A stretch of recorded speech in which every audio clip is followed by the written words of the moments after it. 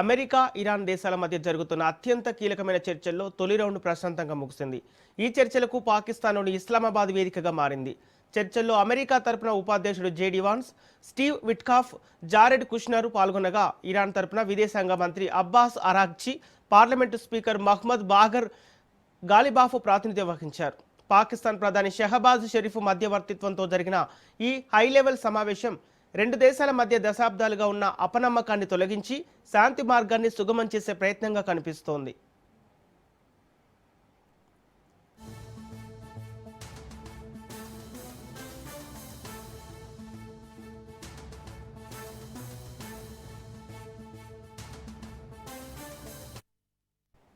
America, Iran దేశాల మధ్య జరుగుతున్న అత్యంత కీలకమైన చర్చల్లో తొలి రౌండ్ ప్రశాంతంగా ముగిసింది. ఈ చర్చలకు పాకిస్తాన్లోని ఇస్లామాబాద్ వేదికగా మారింది. చర్చల్లో అమెరికా తరపున ఉపాధ్యక్షుడు JD Vance, Steve Witkoff, Jared Kushner పాల్గొనగా ఇరాన్ తరపున విదేశాంగ మంత్రి Abbas Araghchi, parliament speaker Mohammad Bagher Ghalibaf ప్రాతినిధ్యం వహించారు. పాకిస్తాన్ ప్రధాని షహబాజ్ షరీఫ్ మధ్యవర్తిత్వంలో జరిగిన ఈ సమావేశం రెండు దేశాల మధ్య దశాబ్దాలుగా ఉన్న అపనమ్మకాన్ని తొలగించి శాంతి మార్గాన్ని సుగమం చేసే ప్రయత్నంగా కనిపిస్తోంది.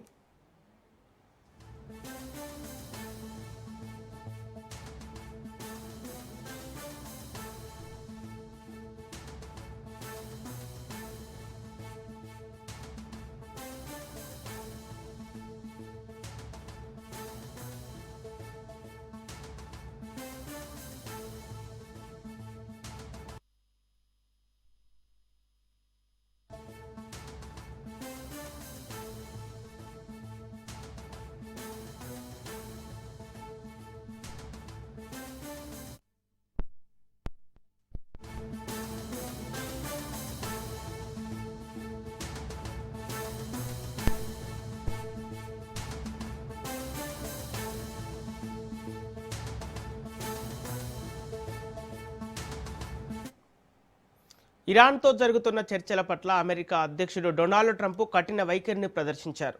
చర్చల ఒప్పందం కుదిరినా కుదరకపోయినా తమదే విజయమని ట్రంప్ అన్నారు. ఇరాన్ తన సైనిక సామర్థ్యాన్ని కోల్పోయిందని తెలిపారు. పాకిస్తాన్లో జరుగుతున్న ఇరాన్ అమెరికా చర్చలు 5 గంటలు ఆలస్యం కావడంపై అసహనం వ్యక్తం చేశారు.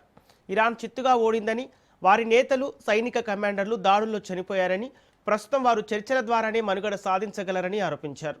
చర్చలు సజావుగా సాగకపోతే తాము యుద్ధానికి సిద్ధమని పరోక్షంగా అమెరికా అధ్యక్షుడు ట్రంప్ హెచ్చరించారు.